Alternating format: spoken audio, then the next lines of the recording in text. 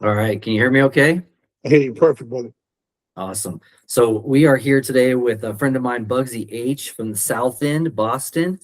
And he is calls himself King of the South End and the inventor Right. of mosaic rap. So That's right. uh, tell us what was it like growing up in Boston? Yeah, for one, man, I appreciate you having me on the show. This podcast is killing, man. It's very Awesome. dope. So thank you for having me, brother. Absolutely. Yeah. So yeah, no, something was it was a little different of an environment growing up than what it is now. Gentrification kind of kicking in, I would say, well into like 2010, 2010 to 12, where it's like mostly almost fully gentrified. But me growing up there in the 90s, it was definitely, a real neighborhood. It was a real community. It was very diverse. Many different many different, ethnicities that lived there, different cultures. It was a what they call a melting pot. It was definitely Mm. like a lot of different cultures and different people from all walks of life. So it really taught me a lot of, dealing with other people, learning, understanding other people's cultures. I think the reason why was, definitely living and growing up in that neighborhood. Mm. And what kind of stuff were you into? Like, who did you run around with? Were you guys into like graffiti art or what? Yeah, Where I did you mean, I definitely, yeah, I definitely dabbled in graffiti.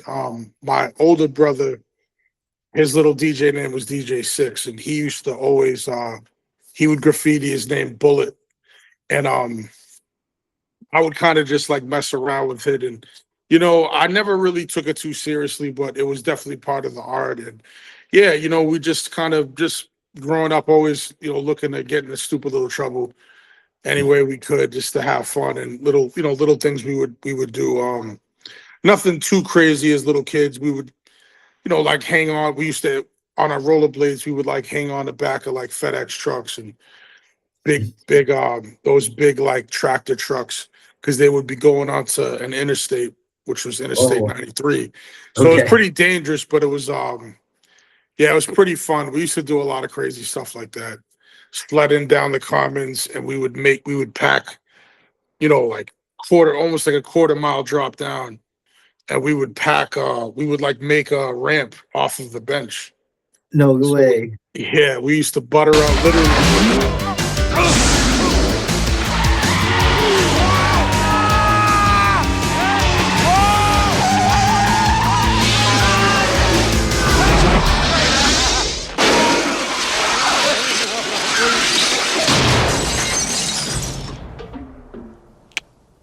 Bingo. Bench.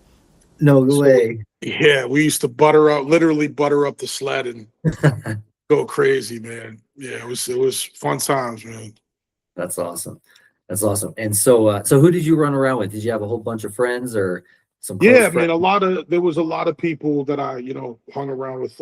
Cage, rest in peace, was definitely somebody who, ended up being like basically that was my brother, and Mm. we hung around a lot. He was probably my closest or something of anybody I ran around with. That was definitely like my closest friend for sure. Yeah. You started HRIS Records. Was he a part of that at that time? Yeah, HRIS Entertainment.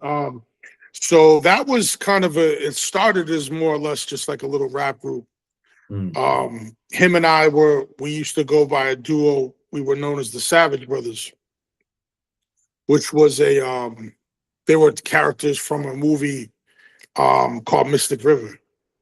Oh, Um, oh, Mystic River. Okay. yeah, so Sean Penn in the movie had this little group in the neighborhood, this little, this kind of like little set called the Savage Brothers.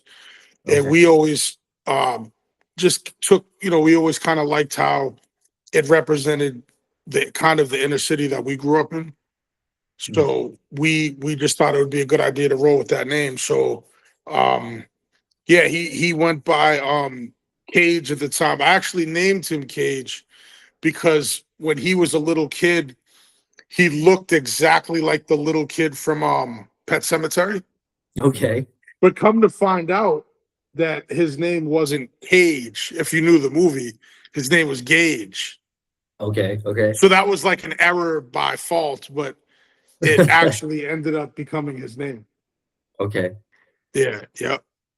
And So that's and how you HRIS kind of formed. Like I was Bugsy, he was, Kage, and then history repeats itself. That's what that whole acronym stood for. And we kind of decided to use that as a duo group until we found the third member. His name was O. He was from a neighborhood down the street called OP, and he was a little younger than us, but he kind of joined. And that three was like the original members of HRIS. okay. Yeah, I never knew how you got that name too. That's interesting. Yeah, And so yeah. how did you get your name, your rapper name? So it's kind of funny. So a lot of kids, there was a few kids in the neighborhood, and definitely that they would call me Buggy, not Bugsy, but Buggy. Mm. And I had a short temper, a short fuse, so I would bug out sometimes. So the name Buggy kind of was just like, not even like a rap name. It was just kind of like, they'd be like, "Oh, here's Buggy." Like it was like I'd bug out. And I kind of just took that when I was using the rap name, and I just kind of infused that with, instead of Buggy, I kind of made it Bugsy. So Okay. that's how that name actually came about. Okay, sweet.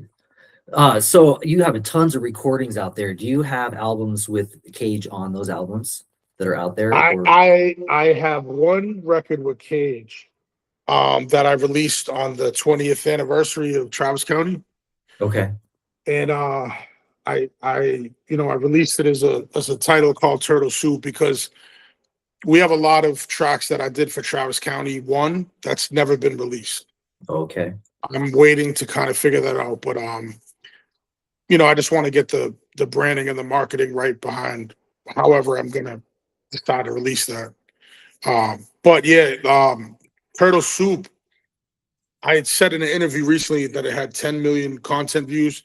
It actually broke 16 million content Wow. views. No Yeah, kidding. so it was that was all him, man. All him. That's amazing. Yeah, yeah. It definitely did a lot. There's a basically the Chinese version of TikTok is called Douyin. So I Mhm. believe most of that was somehow from that app, which is Douyin. And you can't really see it because it's a Chinese app. So Sure. No you kidding. the analytics aren't very appropriated for looking into the data research, you know. Okay. Wow, that's crazy. So I discovered you on Instagram, and I'm not sure exactly how, if I discovered you first or Wolfman Jekyll, but I discovered the Night Terrors project from Mm, 2023. And so kind of like really fell in love with that sound. appreciate So aside from mosaic rap, like you're also like kind of had this horror core vibe. Um, but you came out with or two trilogies, and you just talked about one, Travis County, and you came out with 1, 2, and 3, right. and then also the Sabato 1, 2, and 3. What Yeah. inspired those projects? So the I could speak on the Travis County one first. The Travis County one was essentially the second album I ever made, and this was Hmm. pre like Jenny before there was distribution companies and Spotify and all that stuff. Um, Sorry about that. My son keeps calling me. So yeah, I my first album that I ever did was called Meaning of H. I called it that because H was the first. It was the first letter on the periodic table, and that represented like my last name, which was Bugsy H. My whole name was actually Bugsy Hydrogen. That was my real rap name. Like, so I cut it Okay, to I read Bugsy that. Hydro. I cut it to Bugsy Hydro, but then when I did that, everybody thought it was because of like the weed. So I Right. I cut it again just to Bugsy H. So it's just Bugsy H. So Which that is was the, which is super gangster, by the way. well, I You know, appreciate. Yeah, yeah. that was, it was definitely something I felt like it had to be done because it just was a letter. I felt like I stood out. You know, just the same way you had like a Malcolm X or the X or something about the letter that just represented something different. And Mhm. when I actually recorded my first album, The Meaning of It, Kage wasn't even there. He was locked up, so he wasn't even around for any of those recordings, nor was O. And I kind of just did my thing with that. I joined the independent label, which was called Mathline, and I just kind of focused on doing a project that kind of was cohesive to what they were doing. They did a little more like battle rap type of, like, I guess you could say, like backpack, more hardcore, not horrorcore. Okay. And then when Kage came home, we thought it was only right because we were doing like horrorcore, not even like hardcore rap, like horrorcore. Mhm. And I mean, of course, you probably know the difference. There's a big difference between the two genres. And when he came home, we thought it was a perfect time to focus on doing like the actual horrorcore sense of what that project was. So yeah, so we basically titled it Travis County, from, you know, like an excerpt from the Texas Chainsaw, which was Mhm. like the town where it took place. And yeah, we kind of just took that and just kind of rolled with that whole ideology for like they eat people, we eat MCs, and yeah, we just kind of ran with it. And Okay. that was basically the birth of Travis County. Cage was on like I think like 9 or 10 tracks. He was on a lot of tracks. Mhm. He filled up every song pretty much. Okay. Yeah, I'll look forward to hearing that project someday for sure. Oh yeah. Oh yeah, brother. It's coming, trust me. I have everything. I just gotta make sure I, you know, get all my bells and whistles right before I Mhm. roll that out. Because I might not release that on Spotify. I might just do that as like a physical only, where where it's just gonna be a vinyl or what have you. Mm. Just to Okay. kind of keep that niche like feeling of the record. Yeah, love that for sure. And then Sabato 1, 2, and 3. I was fascinated with the concept of those albums right off the bat. Can you talk?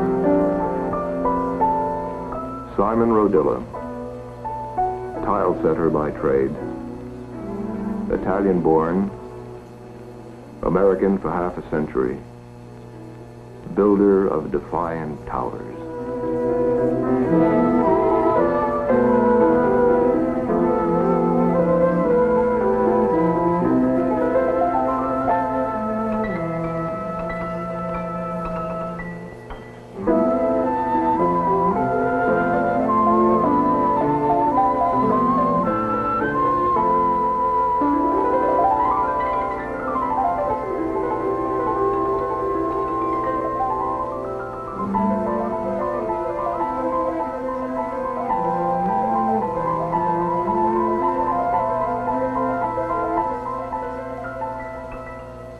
I built a tower myself, and I got it head under my mind. I know I want to do something. I say, I'm going to do something. I'm going to do something. I'm going to do something. Can you talk about those a little bit, and then how does your definition of mosaic rap kind of play into that trilogy, that theme? Absolutely. So for one, I would say the mosaic rap, it equally bled into both of them. I would say this around the same time and working on Sabato 1, I used a similar format of having structureless songs that had no barricades, um, no like proper conception of what it should be. It was just basically like, I'm gonna record these records and I'm gonna put them out intentionally to be what they would end up becoming. I think I focused maybe a little more on having a mosaic style when I did Sabato, but I think I would say the birth of that for where I wanted to that creativity came from would probably be Travis County too. Okay.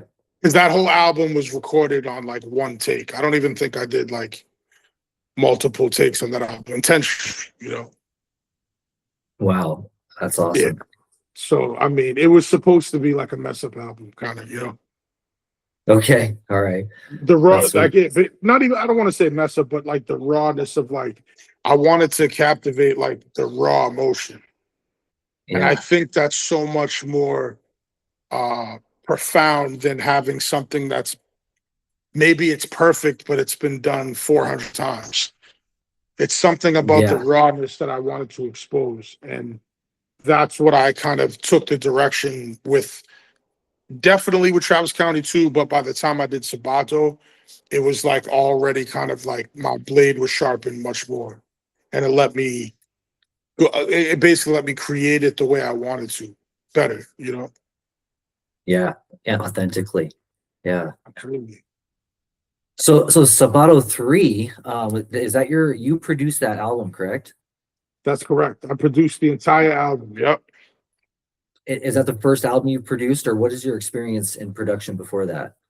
I actually produced I produced a lot. My Jenny Fleck, which was my first kind of introduction on digital, was like 98% produced by me. Okay. So all those records with Project Pat, Nature, Keith Murray, I produced all those on that album. My first album that I ever produced was a very underground and unreleased album. Probably nobody will ever hear. It was called Path to Destruction, and I produced every record on that. And yeah, I've always kind of had a knack for it. I just kind of stopped doing it because I wanted to focus more on the writing than just like only the producing. You know what I mean? So that was Yeah, kind of sure. why I started. So what do you like to use in production? What machines do you use, or MIDIs, or software? What's your process? So I did. Jenny Fleck was all produced on Acid, software Acid. It's a Sony software. Okay. This last album that I did was on an app called Koala. So every record was done on this software called Koala. Kaoli, huh? Yep, Koala. Yep. No kidding. Okay, that Yep. sounds like koala. Is it Koala? Koala. Yeah. And so, Yeah, that's the one. My fault. Yep. oh, okay, yeah. I took like an entry level class for koala, and I still suck at it, but it's Nah, it's super fun, accessible. man. It's Yeah. fun, man. You get to eat you everything you want, and it's a very fun thing to mess around with. Nice. Yep. So for new listeners watching, Mhm. what projects would you recommend that they dive into in your catalog? Like if you could give your top 3 projects that they could kind of dive in and learn about you. I mean, I would honestly say when you said Night Terrors, I would definitely recommend Night Terrors because that Okay. was a very personal album, and we were very excited to. I mean, it didn't do crazy numbers. I think it hit like 35,000 or something, which was enough to kind of let people know we meant business, and that was a very personal album. So I would definitely say Night Terrors, and I got to stick with I got to say Sabato too, definitely. Mm. Sabato's another Yeah. one that you know. So I'm on Apple. I can find most of your music on Apple. Where else can people find your music? Oh, everything. Spotify, record shops, many different indie record shops, labels that redistribute everything. I mean, if you Google Bugsy H, there's a long list of things that'll pop up. Awesome. Visuals. That was another thing I was going to ask you about. Like, do you have a lot of videos out there? Are you interested in making visuals, or? Yeah, I mean, I've done probably did about 10 or 11 in these past 10 years. Okay. And then I did one last year, which was the one I did for Sabato 3, called John Lennon and Eddie Mesny. And I shot that in Amsterdam. Shake a fiend outside the L, this ain't show and tell. So many active rappers, they won't prevail. Hate the floss, take a major loss. Face flip, arm cross, take a nature toss. That's your boss, go ahead, on, take his watch. Breaking sports codes for leather, cup maize cloth. Hate to start things finished, cause the ages watch. Dudes only born to watch, cause they know they talk.